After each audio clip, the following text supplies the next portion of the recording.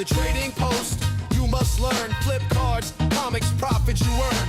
Rookies to legends, we break it all down. Teaching you the hustle that runs this town. Analyze the flips, predict who's hot. Bowman autos, refractors, the chase don't stop at the trading post. You must learn. Knowledge builds fortune, now it's your turn. What's up, everybody? It's your Uncle Rob, and welcome to another episode of the Trading Post.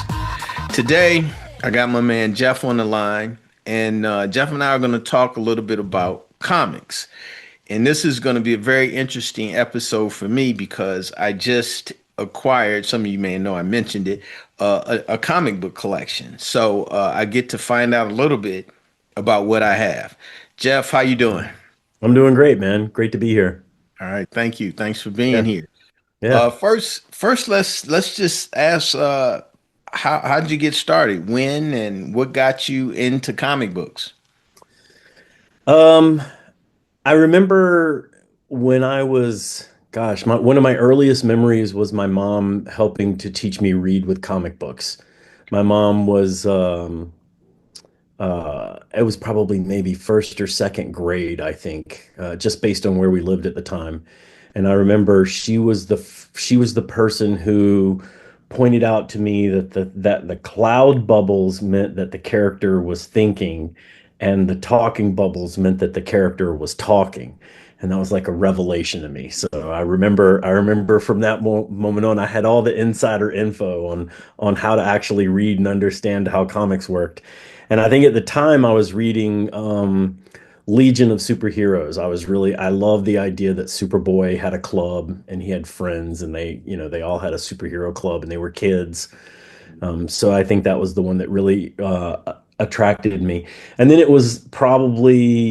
I think I was probably about 12 years old, 11 years old, and I picked up a Flash comic at the Safeway near where our house was when my mom was grocery shopping. I picked up a Flash comic. And the interesting thing about that comic book was that it was the first time that I was exposed to the idea of continuity in comics. I picked up this story, and I inadvertently kind of picked up the storyline right at the time when Barry Allen, the Flash, his wife, was killed in a storyline, and it blew my mind. Right, like that blew my mind. The first book that I read was a cliffhanger, and Mhm. so I had to get the next Flash. I had to go get the Find next one. out what happened. Yeah, Right, right. yeah. So from that moment on, I was hooked. I mean, the idea of continuity and that that there was an ongoing story that you could follow. So I think I still have that Flash comic. I mean, I still have that first Flash comic that I bought.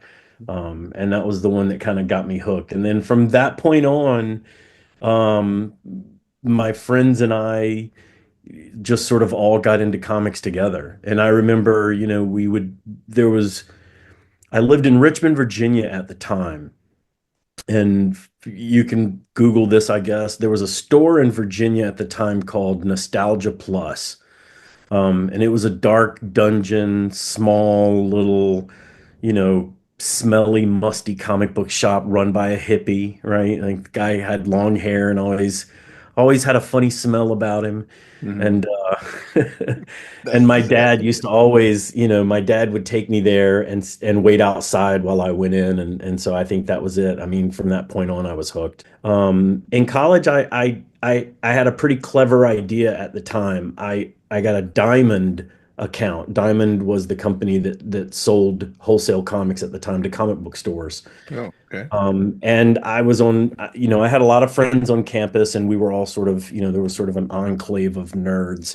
And I decided that I was going to get a Diamond account. So I went and got a business license, got a tax ID, got a Diamond account, but I didn't run it for profit. I ran it as a co-op. And what I did is I offered everyone who joined the co-op wholesale comic book prices. So I wasn't making a profit. I didn't have a store. I had, my apartment at the time was the address of the store. Right. And I would have comic books, I would have friends come over, and they would drop off their order list and their money. And we would get comics, and then every Wednesday, new comic book day, folks would come over to my apartment, and we would just everybody would dole out the comics. Yes. So I was doing it not to make a profit, but just to sort of get there were some benefits. You got occasionally you'd get some freebies and some, retailer incentives and things like that. And I would turn around and sell those, right? And try to squeeze a little money out of the operation. But I did that for 2 or 3 years while I was in college. And then I got I got engaged, I got married, I sold a collection to pay for my honeymoon. Okay. And so we went on a honeymoon from the off the backs of my first collection. And then shortly after I got married, I realized, well, that was kind of stupid. I wish I hadn't have done that. Yeah.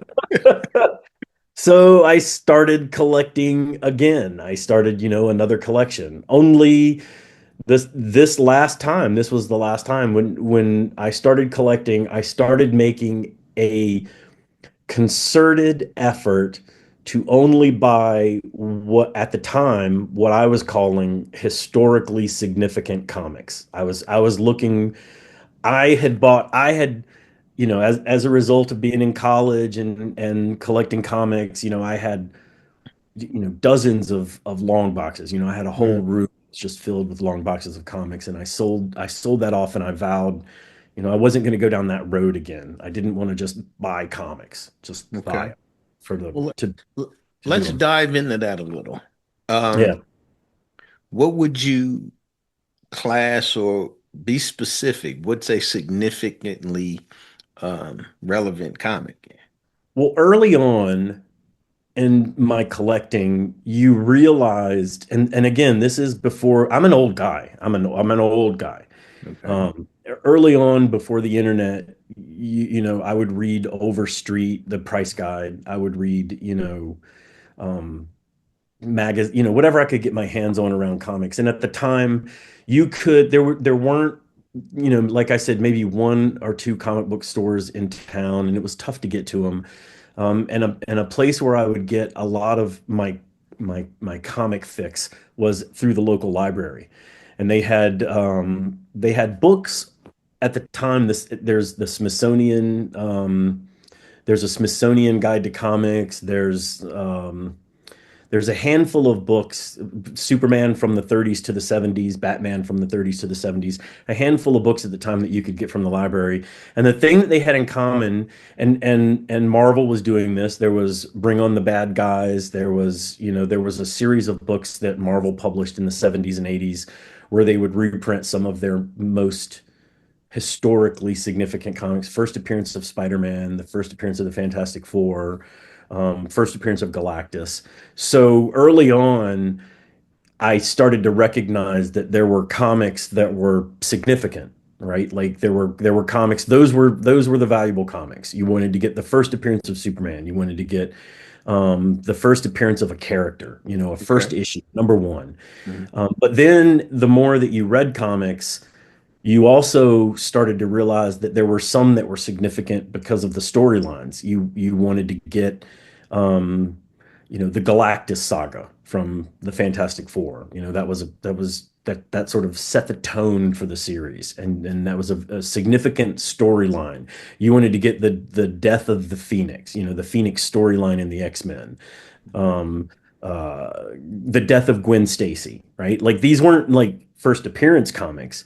They were important because of the way that they shaped the universe and the way that they shaped the canon and the way that they shaped the characters. You wanted to get the death of Robin. Okay. You Yeah. wanted to get historically significant books. And so after I got married, um, when I started collecting again, I made a real concerted effort to really only seek out books that I felt were significant books. Um, Part of one of the things that I've loved about comic books has been sort of the preservation and curation of the books, right? Historically significant books. I mean, these books were printed on they're literally printed on garbage paper. Like the paper is really, really bad quality paper. They're printed on something called an offset web press. So originally, at the beginning of the hobby, at the beginning of comic books, if you're a printer, if you own a printing press, if you print newspapers, if you're a printer and you Mhm. own a printing press, your goal is to keep that printing press running as often as possible. That printing press running means you're making money. If Right. that printing press is sitting idle, then you're not making money.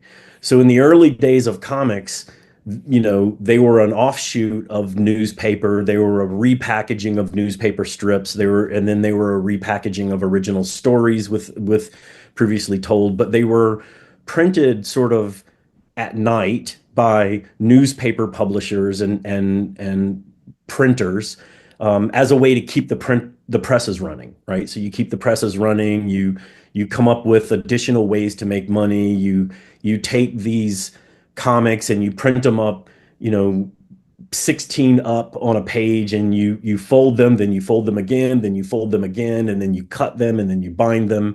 That's why comic books have 32 pages. That's why they're 32, 64, 96. They're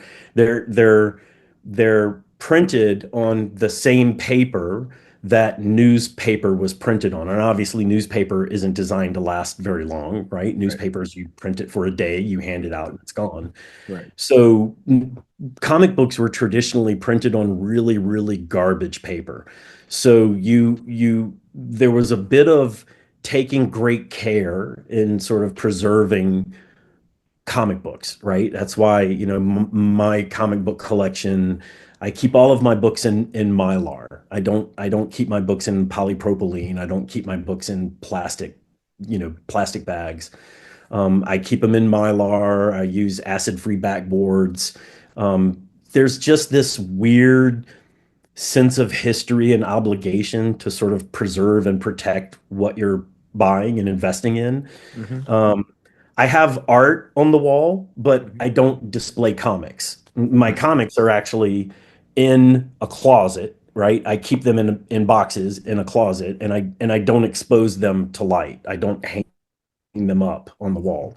Um, and so there was this weird sense of I just want to collect the most important books, and I want to take really good care of them, and I really want to be mindful of the books that I'm buying, and I want to buy only the best books. And I really sought out, the highest quality books I could find, right? I was at the time I was really discerning. I was really trying hard within reason. I mean, sometimes you can't afford, the a perfect copy, Right. but you do your best to try to look for something that's got bright colors, it's got sharp edges, it's got a nice, spine.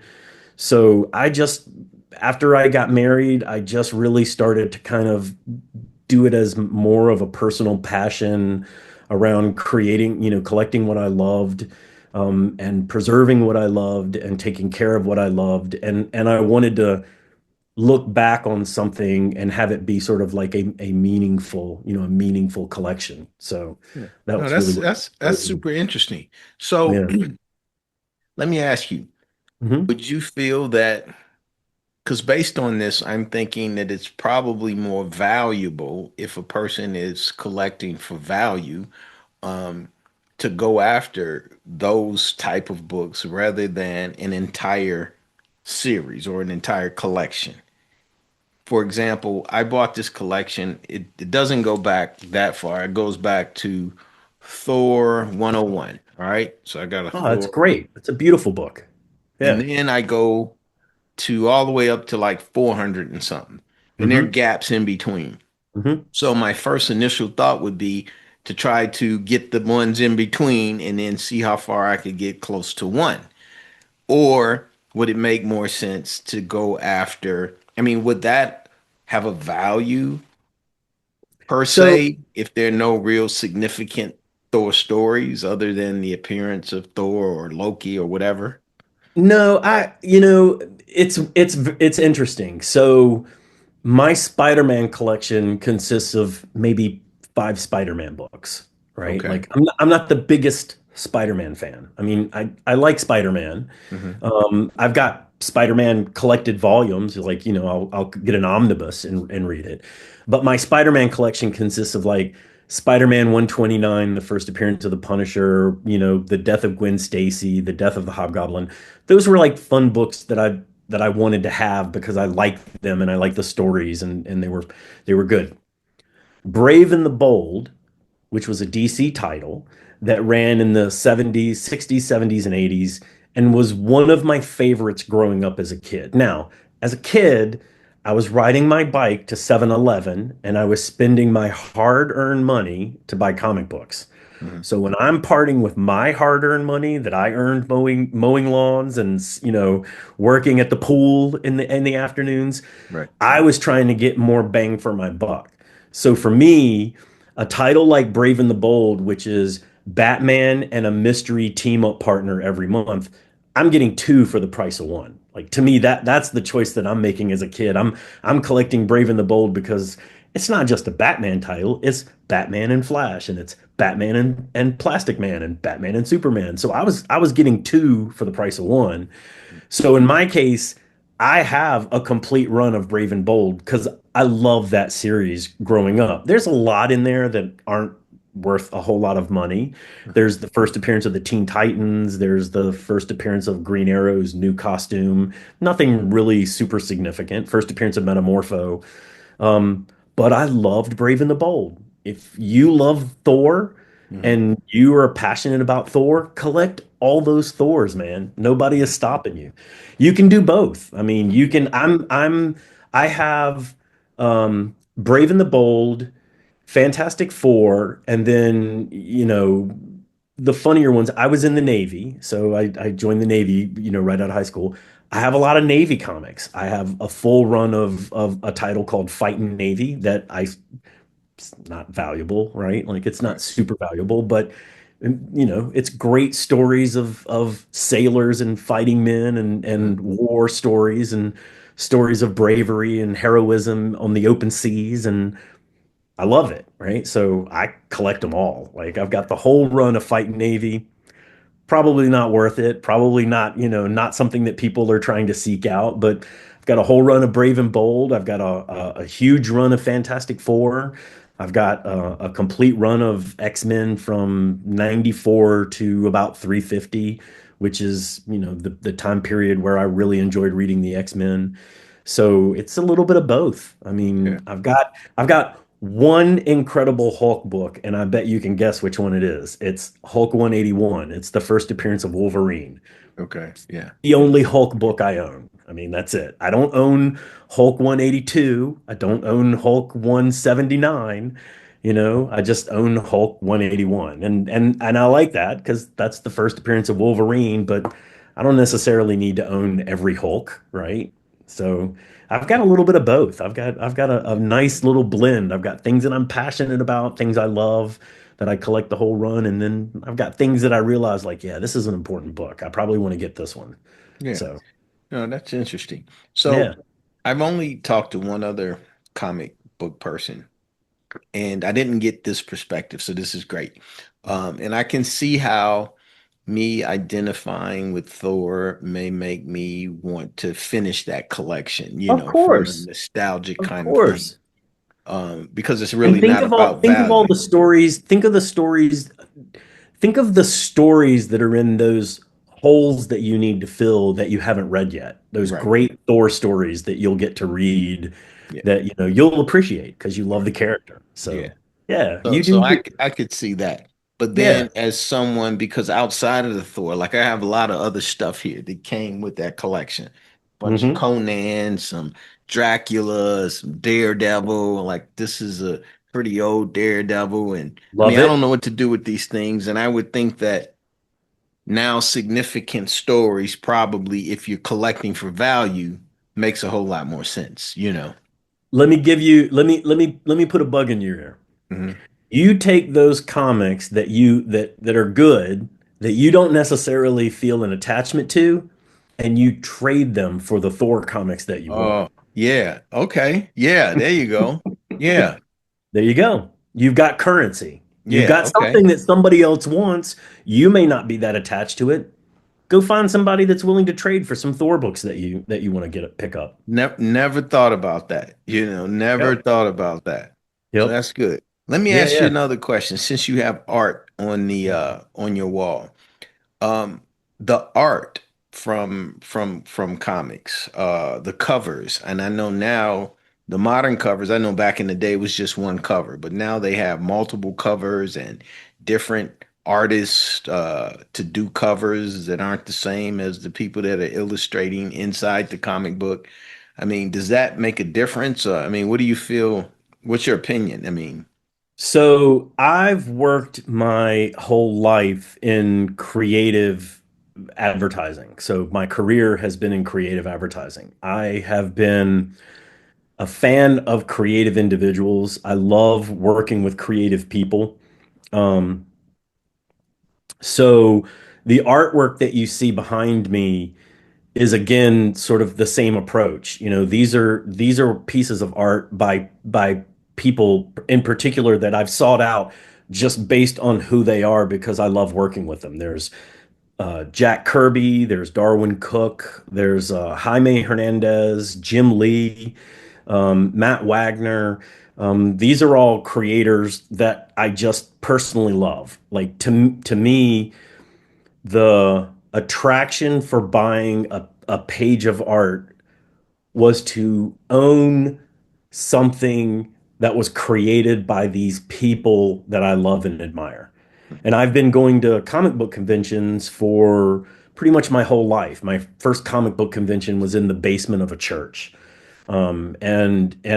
And I actually that was one of the first places where I bought an original page of art because to me, again, you know, I've worked in creative advertising and in creative. I've been in a career in creative, and so I'm fascinated with sort of the mechanical nature of how a comic book is made. The artwork is drawn large, it's shot and reduced in size so it looks sharper. It's photographed, colored, color separations, four color separations. It's printed. There's a mechanical process of printing. So I've always been fascinated with this idea that these things start with a blank page and someone's imagination, and then they end up as a comic book in your hand.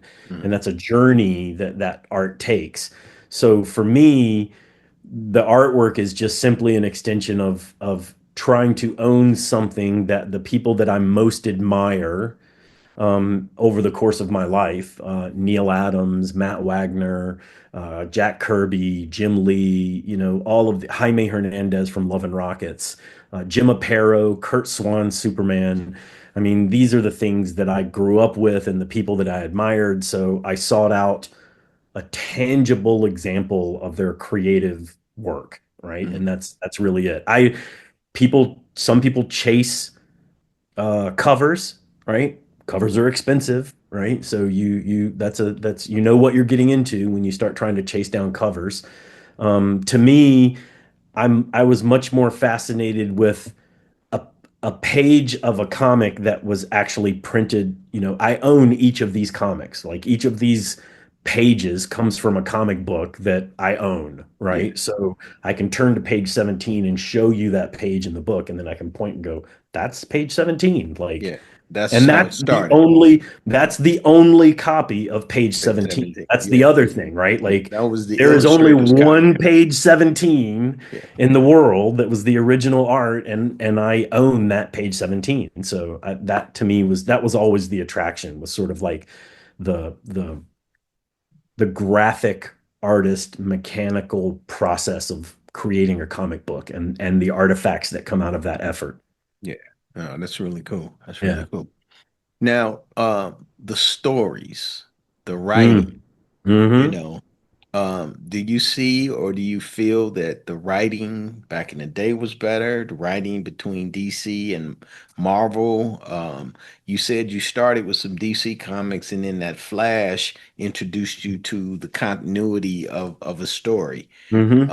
So was DC not writing that way at the time? Were they No, more no, like episodes?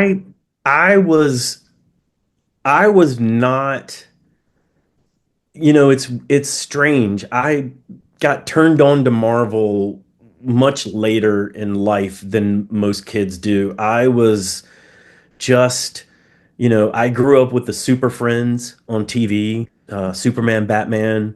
My earliest memories were watching the Batman 66 TV show, the Hmm. old, I grew PAL up with that band. one. Yep. Of Power course, of bang. course. Had Yeah. a crush on Yep. Batgirl, Hmm. Yvonne Craig. Um, I just grew up with DC. I don't, I can't explain it. I've thought about it a lot. I got turned on to the X-Men. I got turned on to Fantastic Four when I was in my teens, which might have been probably later than most other kids got into those. But for me, I don't know why. I was always just a big fan of DC. I think it had something to do with Batman, Superman, Flash, Wonder Woman, the Justice League. Yeah, I don't know why. I do know that for a while, the X-Men was intimidating to me because there was a lot of lore. There was a lot of backstory. Hmm. Spider-Man was intimidating to me. Fantastic Four was intimidating to me. That like Marvel was very good at weaving a long history of comics, but when you're a kid, that kind of creates a barrier between, that's sort of intimidating, like where do I jump in? Like who is Yeah. that character? Why Yeah. are they familiar? Why does that person hate that person? Why are they fighting? Like I didn't know the answers to that stuff. And so I think maybe it was a little bit more intimidating to me as a kid. Hmm. And maybe DC Comics were just a little bit more approachable. Like again, I could ride my bike down to 7-Eleven. I could grab a Superman comic and jump right in. I knew Superman, Krypton, Kryptonite, Lois Lane, Superman, Lex Luthor. Yeah. What more do you need to know? Right. Right. Right. Right? Wasn't so many layers Right, to deal right, with. Yeah. Yeah. right, Yeah. right, right. So, I mean, when you're, I guess maybe 11, 12, that's a little bit intimidating. It Yeah. wasn't until I was older and I took that as a challenge, right? When you're a teenager, I'm gonna get into this. I'm gonna go find every Fantastic Four book I can find and read them all and Connect the understand dots. what's going Yeah. on. Yeah. Yeah. Yeah. Why is Reed Richards the way that he is? Why Mhm. is the Thing always so angry? Mhm. All of that stuff. So yeah, and it still to this day is DC. I mean, this is my laptop. So Okay. that's Flash, Wonder Woman, Green Lantern. So it's still to this day. I think it's probably a little bit around, the Silver Age and, the age of jets and the atomic age and all of that kind of stuff that it was sort of romanticized. So, Yeah. yeah, I think it was always DC for me. For probably the last, I would say maybe 10 years, maybe longer, maybe 10, 15 years, my thought process has been I would much rather spend that monthly nut on one significant book than spend that monthly amount on 40 books that are just going to wind up in a box somewhere and not necessarily make, that much of an impact, especially when you can just wait and buy them as a collected trade paperback. You can just wait, right? Like you like Ultimate Spider-Man. Okay, great. You sit back and wait for 7 months and you can get the trade paperback of the first six issues. You don't Right. necessarily need to spend 5.99 a month on a comic, Because right? So if you're reading it, you probably don't want to read the actual comic anyway. You want to preserve it. yeah, yeah. And even now with things like digital comics, which I'm not necessarily a fan of because I'm a very tactile guy. I'm a guy I like to hold a book. I like to smell a book. I like the smell of comic books. Um, so I like to hold a book.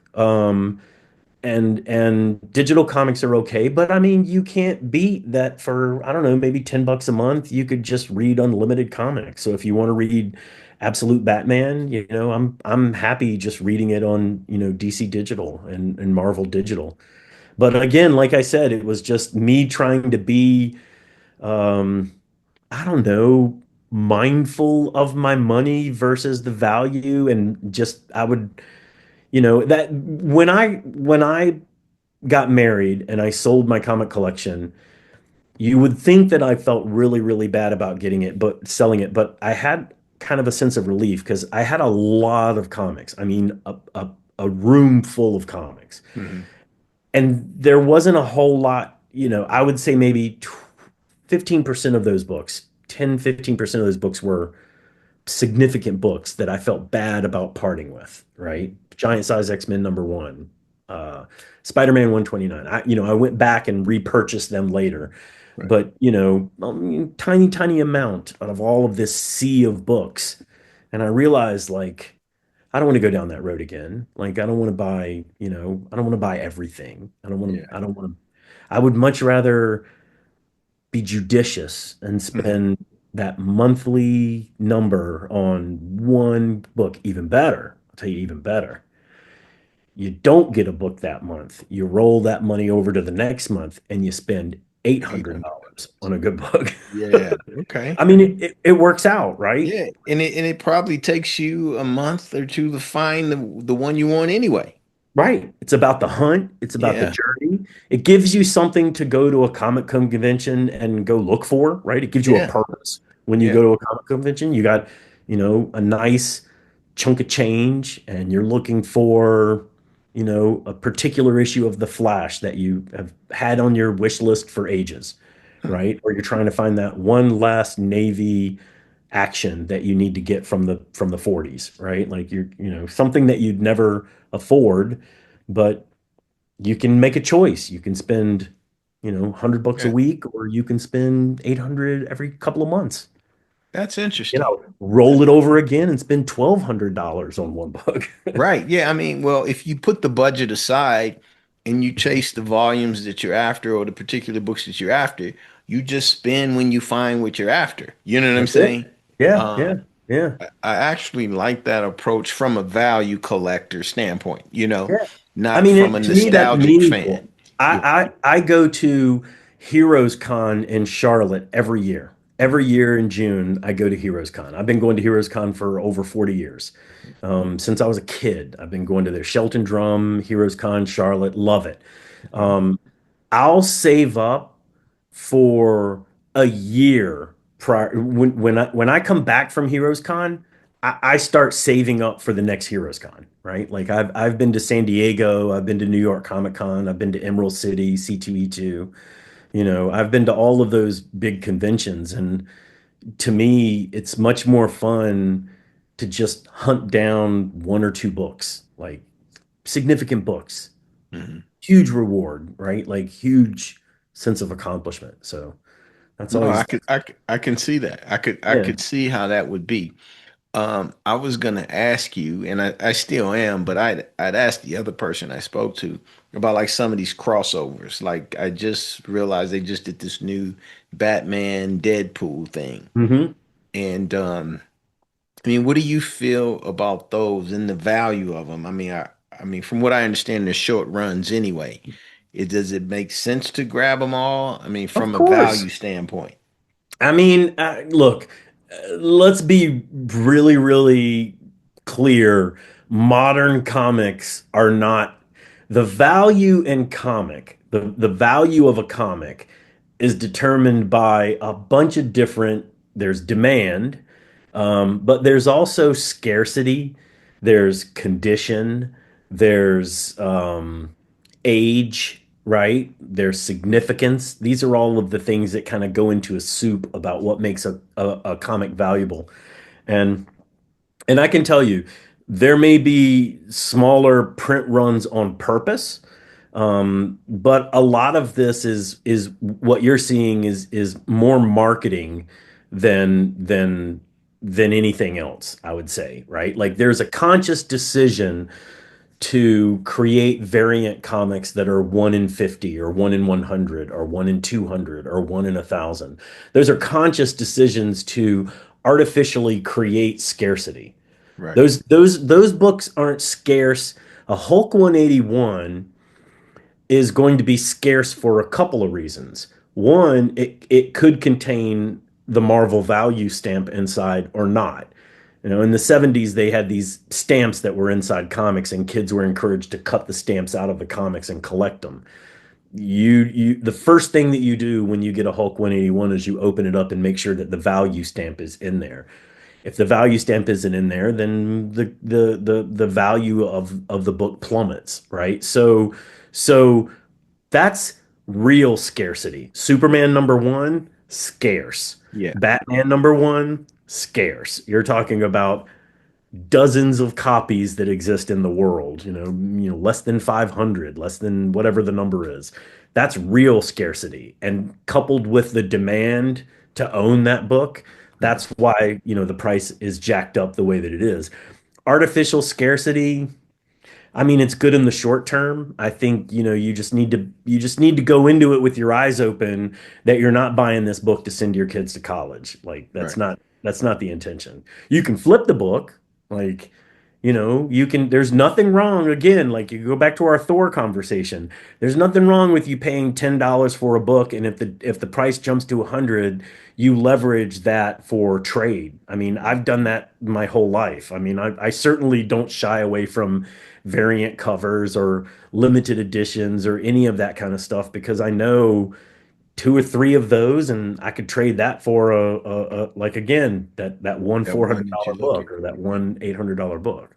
Yeah. So I mean, artificial scarcity, you just got to go into it with your eyes open. I think Yeah. just knowing that I'm not going to the death of Superman, nobody's going to put their kids through college off the death of Superman. No. Like those books, they printed millions and millions and millions of those books, right? So you're not going to X-Men number one. It's the highest number of printed books in the history of comic books, right? Like you Yeah. can. My mom used to say you can swing a dead cat and you can find an X-Men number one. So Yeah. but I mean, I love them. The first crossover book that I bought was Superman, Spider-Man. I mean, who didn't want to see Superman and Spider-Man in the same book? I mean, nobody ever thought that would happen. You Yeah. know, what Batman and Hulk, all of those crossovers. Those crossovers are great. Spawn and Batman, Spawn and Superman, Alien and Superman. I mean, all of those crossovers are great. I mean, they're fun to read, but I never bought one of those with the idea that I was going to, like put a down payment on a house with one of them. Yeah. Yeah. Talk to me a little bit about before we go, the direct and the newsstand because I have a bunch of comics that have a Spider-Man on them, and then I have some that have a barcode, and I'm sure that's the way that I determine the two. Um, what what's the value? I looked and it seems like the newsstand version holds more value. This goes back to what we were talking about around scarcity. Now, in the 80s, um, remember I said my first Flash comic, I bought it at Safeway, right? I Mhm. remember that. I used to go, there was I could ride my bike across the street from my high school, where my high school was, and there was a Safeway, and next to it was what was called a drug fair, like a Walgreens or whatever. It was a Yeah, drugstore. drugstore. It Yeah. was a drugstore. Now, when I was a kid, drugstores were kind of magical places. Like the drugstore that I went to had a cafe in it. Like had a counter, like a soda. Thing. Yeah. Like you could Mhm. go in there and you could go eat a Salisbury steak and you could Yeah. right? Like you could, it was like a drugstore. It was it Yeah. was very it was at the time it made sense. But those comic books in the Safeway and the drug fair, those were distributed through a newsstand distribution. In other words, you know, people forget magazines were huge. Like when Mhm. we were kids, magazines were everywhere. Like Right. magazine stands, magazines. They're not so big right now. You go see them at Barnes and Noble, you see a magazine stand. But magazine and magazine publishing and print publishing, magazines were big. And so magazine stands, the folks, the distribution channels for magazines would be piggybacked on the back of comic books would piggyback on the back of magazine distribution. So you would find comic books in places where there were magazine stands and they were distributed. They were actually literally they would come from the printer and then they would go to a distribution. But the way that they would go to distribution would be to go through a magazine distribution. And so there was no way for a store to get comic books except through magazine distribution. Now, in the 80s, in the late 70s and the 80s, there started to be this idea of comic book shops, right? Like this was very new. Like this was something I remember in Richmond, like I said, there was one comic book shop and it was all the way across town. And I had to beg my parents to drive me across town to go to it. And that was a comic book store specifically created to sell comic books like you see today.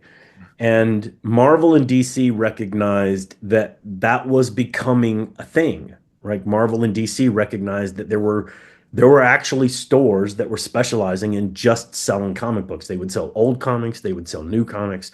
And so a distribution path evolved, right, over several years that could take comic books from the printer and then cut out the middleman of the magazine distribution that would take a cut, right? You could go straight to a comic book shop and you could make more margin, you could make more profit, right? Because you didn't have to pay the magazine distribution to distribute your books. So it was from a retail incentive as a publisher, that's good. I can go from the printer to the store and then from the store to the people's hands. That's the direct market. So that is the evolution of the direct market. The direct market really just means going to comic book shops. Mhm. And the newsstand means that it was newsstand distribution through magazine wholesalers, magazine distribution. Now, think about a comic book rack. Like you can see, like I've got a comic book rack over here. You remember these, Okay. like the Yep. old spinner Yep. racks that you Mhm. put comic books on? So you go there, you're flipping through the comic books, you're looking at the spinner mat rack. What are you doing? You're destroying all the books. You're Yep. you're you're bending the spines. It's mayhem. It's crazy. Like the books they're all out of order. There's no rhyme or reason. Think about how hard it is to find a good quality newsstand book, Mm. right? Think about you go to the drugstore and you want to get you want to get your hands on a Hulk 181 at the newsstand. You got to be really, really. First, you got to be there like the day that it gets there. Because if you're Mhm. not there the day that the guy puts it in, the guy who's stacking the comics in the rack, he doesn't care. He's not a comic book collector. He's just like jamming them into the racks. So you got to go through as a kid and you got to find, you got to look and you got to find the best one with it isn't when nothing's bent, there's no creases, there's nothing, and you pull that one out and you save that, carefully take it up there, you pay your 40 cents, you get your comic. That's tough, right? Like, Yeah. think about how many of those books just get destroyed and mangled and bent and broken. Now, direct direct distribution, they go to a comic book shop, comic book opens up the box, they put them in a plastic bag, they put the plastic bags on the shelf. They don't let you flip through the comics. You're not going in there and flipping through comics. They might even put a backboard in the back of it so you can't Yep. flip through them. Mhm. So those in general arrive in pristine condition, and it's Right. really easy to find a direct comic it's in great condition. That's not rare, Right. but you find yourself a Star Wars #1 that's a newsstand distribution. This was about 1977, 78. This is around that time. So you'll see Star Wars comics that are direct distribution, and you'll see Star Wars comics, from 1977, 78 that are Mhm. newsstand Mhm. distributions. Star Wars super popular, hard to find a newsstand copy that's in great condition. So when you find one, you grab that one. Yeah. So that's what you're seeing. You're seeing exactly what we said, scarcity. You're Yeah. seeing it's hard to find a newsstand comic from the 70s and 80s that didn't sort of go through the ringer in order to make it into someone's hands. Yeah. Makes total sense. Yeah, yeah. Total sense. Well, look, Jeff, this was a good conversation. It was great. I learned a lot. Very interesting. Well, I And appreciate you. Yeah, no, thanks for being a guest. And I know you Sure. said you may be liquidating some of your comics soon. So, do you have anywhere or anything you want to say about how people can reach you on social media Yeah, or get at you? the idea that I've got is I've got a YouTube channel that I'm starting to set up because I just want to talk about the books before I get rid of them. These books mean a lot to me, and there's some significance behind them and their story. So I thought I would start up a YouTube channel. I've got an Instagram. I'm at Jeff's Comic Collection. If you just look up Jeff's Comic Collection, on Instagram, I've shot a couple of videos there that have some early videos of the books that I'm looking to unload, and just some highlights of the books that I've got. So if anyone's interested in seeing what I've got, a little peek behind the scenes, just follow me at Jeff's Comic Collection over on Instagram, and you'll be able to see it all.